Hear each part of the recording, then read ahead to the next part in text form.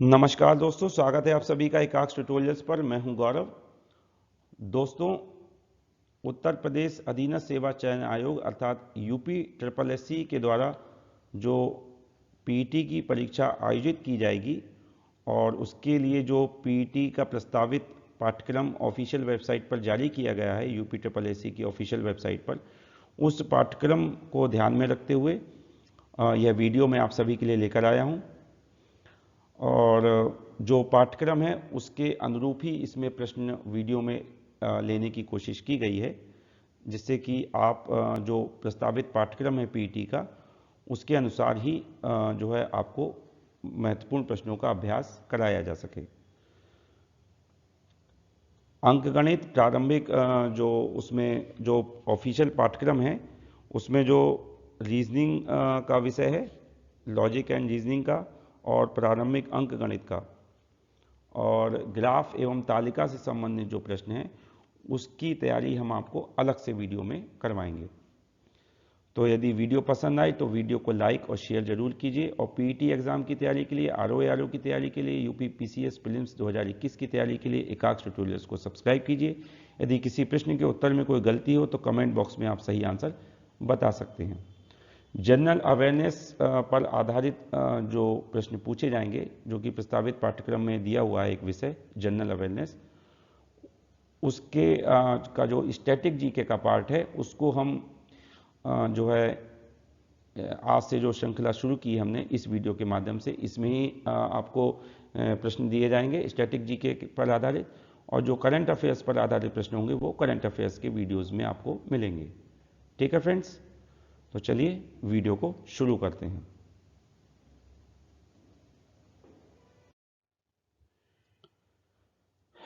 पहला प्रश्न है आज के वीडियो का, क्वेश्चन नंबर 1, मानव द्वारा अग्नि का सर्वप्रथम प्रयोग किस काल में किया गया? तो मानव द्वारा अग्नि का सर्वप्रथम प्रयोग किया गया नवपाषाण काल में। ठीक है। क्वेश्चन नंबर 2, सिंधु सभ्यता स्थल आलमगीरपुर वर्तमान में किस राज्य में स्थित है? तो यह उत्तर प्रदेश में स्थित है, मेरठ जिले में। ठीक है, उत्तर प्रदेश के मेरठ जिले में स्थित है। क्वेश्चन नंबर 3, हर्षवर्धन किस वंश का शासक था एवं कब राजा बना? तो हर्षवर्धन किस वंश का शासक था? पुष्यभूति वंश का शासक था ये, और 606 ईस्वी में यह जो है राजगद्दी पर बैठा हर्षवर्धन। ओके, अगला प्रश्न देखते हैं अब हम। क्वेश्चन नंबर 4, किस बौद्ध संगीति के बाद बौद्ध धर्म दो भागों में विभाजित हो गया? तो किस बौद्ध संगीति के बाद? चतुर्थ बौद्ध संगीति के बाद। ठीक है, किन दो भागों में विभाजित हुआ यह भी पता होना चाहिए, महायान और हीनयान में। आपको यह भी पता होना चाहिए कि चतुर्थ बौद्ध संगीति की अध्यक्षता किसने की थी? वसुमित्र ने। और यह कहां पर आयोजित की गई थी? कुंडलवन, कश्मीर में। ठीक है। क्वेश्चन नंबर 5, किस मुगल शासक को शाहे बेखबर उपनाम से जाना जाता है? शाहे बेखबर यह उपनाम था। तो किस मुगल शासक का उपनाम था ये? बहादुर शाह प्रथम का। ठीक है, बहादुर शाह प्रथम जो है वो औरंगजेब का उत्तराधिकारी था। ठीक है। क्वेश्चन नंबर 6, नागरिकता से संबंधित प्रावधान भारतीय संविधान के किस भाग में किए गए हैं? तो नागरिकता से संबंधित प्रावधान भारतीय संविधान के किस भाग में किए गए? भाग 2 में। ठीक है, भाग 2 में अनुच्छेद 5 से लेकर अनुच्छेद 11 तक नागरिकता से संबंधित प्रावधानों का वर्णन किया गया है।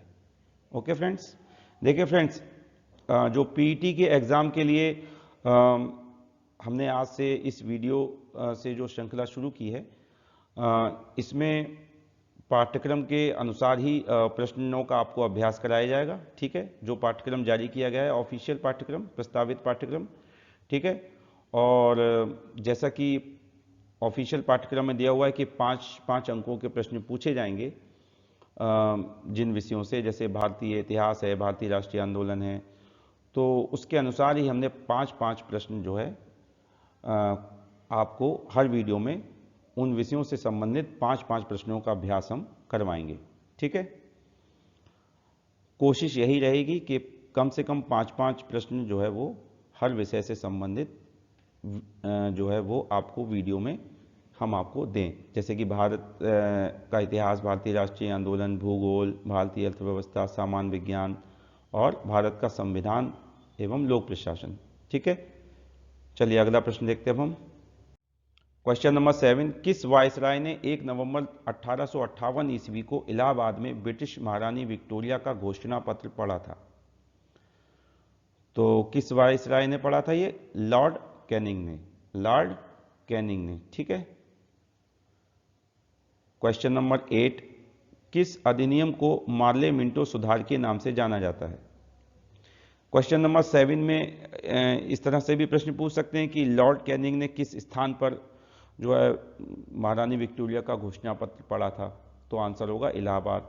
या डेट भी पूछी जा सकती है कि कब पढ़ा, तो आंसर होगा 1 नवंबर 1858 ईस्वी। ठीक है, क्वेश्चन नंबर 8 का आंसर है भारत परिषद अधिनियम 1909, इसको मार्ले मिंटो सुधार के नाम से भी जाना जाता है। ठीक है, क्वेश्चन नंबर 9, भारतीय संविधान में समता के अधिकार को किन अनुच्छेदों में वर्णित किया गया है?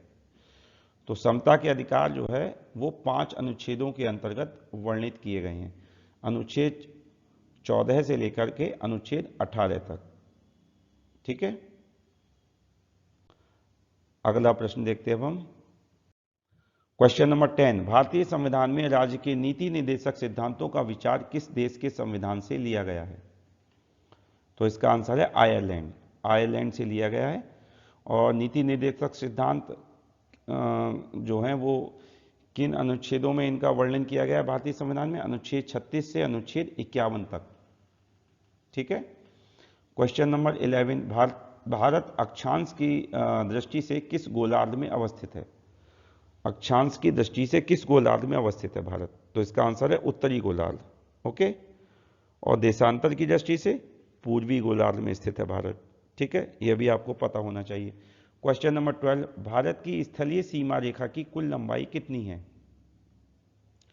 तो इसका आंसर है 15,200 किलोमीटर, स्थलीय सीमा रेखा की लंबाई। ठीक है, क्वेश्चन नंबर 13, विश्व की सर्वाधिक लंबी पर्वत श्रृंखला कौन सी है एवं किस महाद्वीप में स्थित है?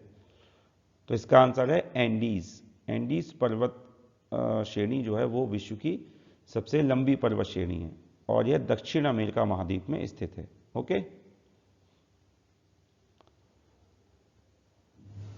क्वेश्चन नंबर 14, माउंट किनाबालू ज्वालामुखी किस देश में अवस्थित है? तो यह किस देश में है? मलेशिया में, मलेशिया में। ओके, क्वेश्चन नंबर 15, विश्व का सर्वाधिक शुष्क मरुस्थल कौन सा है एवं कहां स्थित है? तो यह है अटाकामा मरुस्थल, और यह किस महाद्वीप में है या किस जो है ये इस तरह से पूछ सकते हैं किस महाद्वीप में स्थित है या कहां स्थित है? तो आंसर होगा दक्षिण अमेरिका। ठीक है,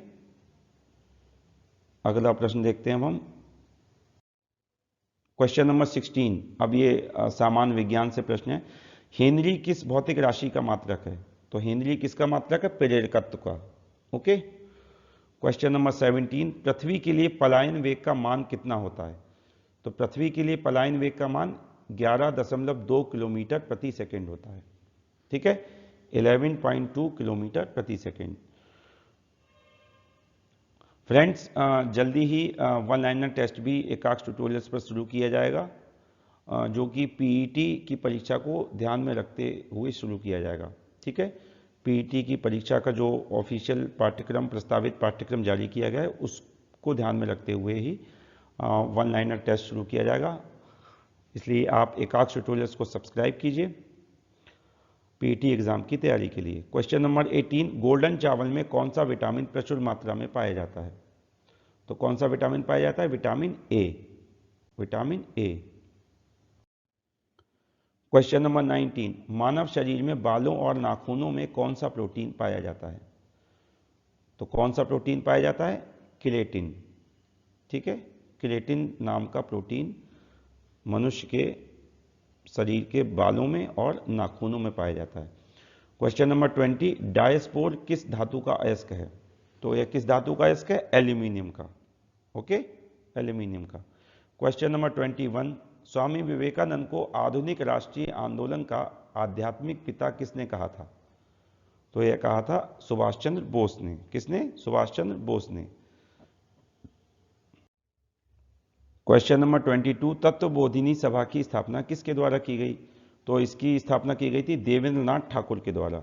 देवेंद्र नाथ ठाकुर के द्वारा। क्वेश्चन नंबर 23, भारत छोड़ो आंदोलन कब प्रारंभ हुआ? तो यह कब प्रारंभ हुआ?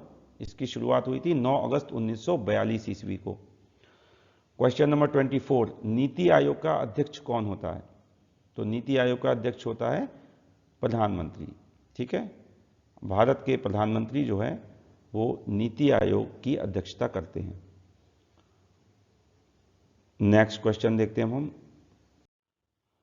क्वेश्चन नंबर 25, आज के वीडियो का अंतिम प्रश्न है, भारत में राष्ट्रीय आय की गणना का कार्य किस संस्था के द्वारा किया जाता है? तो किसके द्वारा किया जाता है? राष्ट्रीय सांख्यिकी कार्यालय अर्थात एनएसओ के द्वारा। इससे पहले राष्ट्रीय आय की गणना जो की जाती थी वो केंद्रीय सांख्यिकी कार्यालय अर्थात सीएसओ के द्वारा की जाती थी। ओके, तो फ्रेंड्स इस तरह से ये महत्वपूर्ण 25 प्रश्न पूरे हुए। उम्मीद करता हूँ आपको वीडियो से लाभ होगा। यदि वीडियो पसंद आया हो तो वीडियो को लाइक और शेयर अवश्य कीजिए और एकाक्ष ट्यूटोरियल्स को सब्सक्राइब कीजिए आरओ की तैयारी के लिए, पीटी के एग्जाम की तैयारी के लिए और यूपी पीसीएस प्रीलिम्स 2021 के एग्जाम की तैयारी के लिए चैनल को सब्सक्राइब कीजिए। और यदि किसी प्रश्न के आंसर में कोई गलती हो तो कमेंट बॉक्स में आप सही आंसर बता सकते हैं। और पीटी एग्ज़ाम के लिए 1 लाइनर टेस्ट जल्दी ही चैनल पर शुरू किया जाएगा, जिसके माध्यम से आप अपनी वास्तविक तैयारी को परख सकते हैं। 1 लाइनर टेस्ट शुरू किया जाएगा एकाक्ष ट्यूटोरियल्स पर। ओके फ्रेंड्स, और चैनल पर प्लेलिस्ट के माध्यम से जो वीडियोस उपलब्ध हैं करंट अफेयर्स के, जनरल स्टडीज़ के, हिस्ट्री के, इंडियन पॉलिटी के, 1 लाइनर टेस्ट के जो वीडियोस हैं उनको आप अवश्य देखिए। तो मिलते हैं हम अगले वीडियो में, तब तक के लिए धन्यवाद।